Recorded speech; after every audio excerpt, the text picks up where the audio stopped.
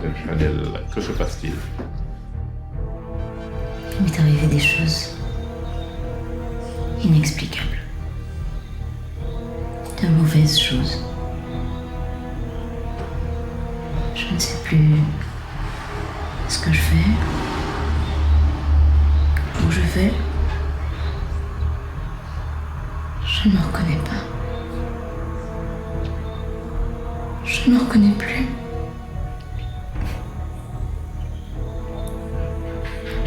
Je sais que ça peut paraître fou.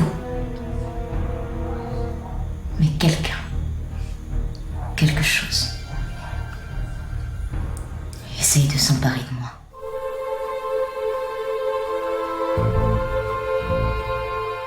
Avant-hier, en me levant, j'ai vu d'étranges cercles dessinés sous mon lit. Des dessins bizarres, inconnus. J'ai d'abord cru que c'était une mauvaise blague, ou que quelqu'un s'était introduit chez moi durant la nuit.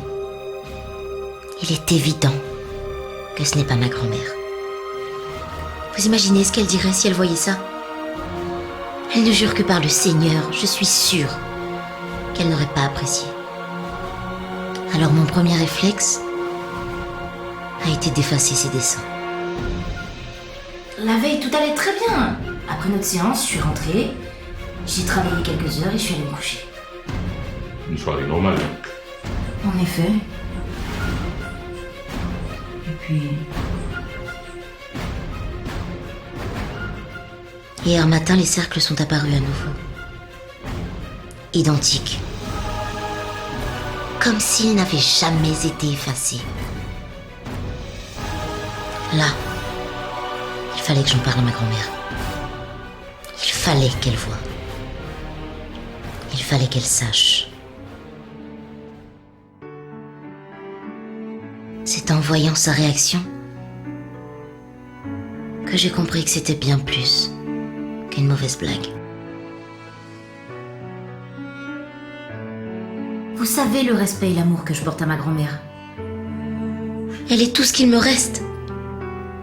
Elle m'a appris à être forte dans mes moments de faiblesse, à persister lors de mes échecs, à être responsable. Elle a toujours été là pour moi. Malgré tout, je doutais encore que le mal puisse être autre que l'action propre d'un être humain. Mais la nuit suivante, il n'y avait pas d'issue.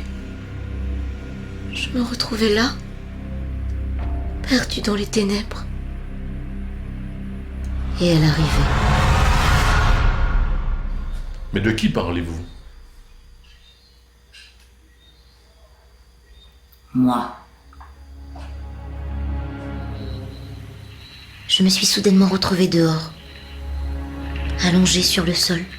Je regardais le ciel fixement, en essayant de comprendre comment j'étais arrivée là. Je me suis redressée et j'ai regardé mes mains. Elles étaient couvertes de sable. J'avais mal. Je me suis mise debout et je suis rentrée dans la maison par la porte de la cuisine.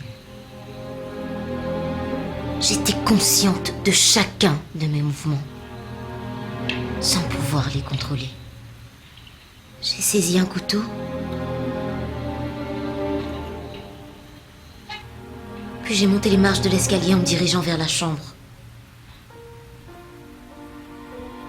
J'ai ouvert la porte. J'ignorais si c'était un cauchemar ou si c'était réel. Et à ce moment-là,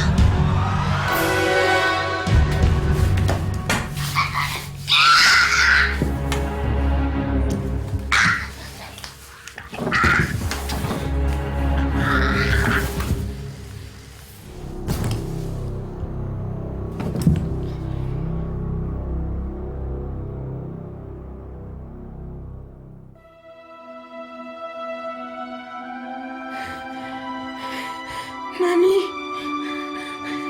Mamie! Mamie!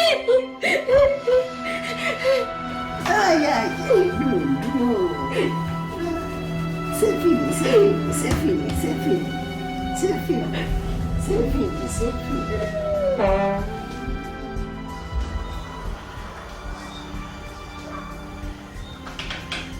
Je sens encore sa présence.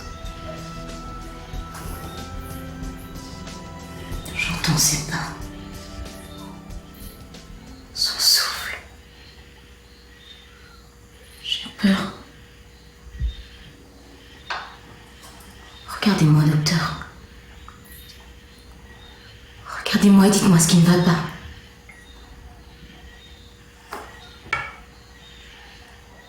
Aidez-moi, s'il vous plaît.